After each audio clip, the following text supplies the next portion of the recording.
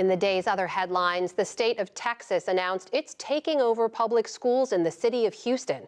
It's the nation's 8th largest system with nearly 200,000 students. The state's Republican Education Commissioner claimed the school board was rife with infighting and had failed for years to deal with low academic scores.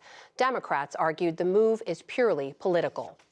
Parts of the Northeast and New England spent today digging out from a powerful winter storm. Snow totals reached 3 feet in higher elevations, and some 113,000 households and businesses waited for the power to come back on. For many, shoveling was the order of the day. After setting the clocks ahead this past weekend, we were all ready for springtime. This is not what we wanted to do in the middle of March, but it's New England. We'll deal with it. Hopefully the ski areas get a few more days of good skiing in. In California, the 11th atmospheric river of this winter moved on today. It left widespread power outages affecting thousands of people, and flooding closed several miles of the Pacific Coast Highway south of Los Angeles. The EPA has issued a final rule to curb smokestack emissions that bring smog to downwind areas. The new regulation issued today will force nearly 24 states to cut harmful emissions from power plants and other industrial sites.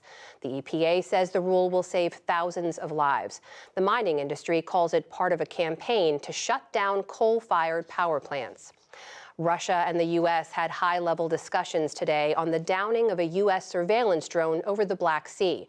It happened Tuesday off Ukraine's Crimean Peninsula, which Russia controls. The U.S. says a Russian warplane struck down the drone. Moscow denies it. This afternoon at the Pentagon, Defense Secretary Lloyd Austin said he spoke with his Russian counterpart, but gave no details. It's important that great powers be models of transparency and communication. And the United States will continue to fly and to operate wherever international law allows.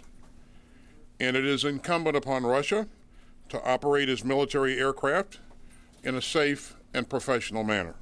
The U.S. says the drone was in international airspace over international waters. The Russians say they've declared parts of the Black Sea off limits to air traffic during the Ukraine war.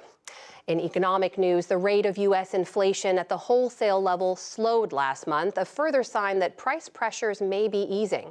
The Labor Department reports wholesale prices were up 4.6% from a year earlier, but that was far less than the jump in January. A separate report says retail sales dropped slightly last month after a surge in spending during January. Federal regulators have approved the first major railroad merger in the U.S. in more than 20 years.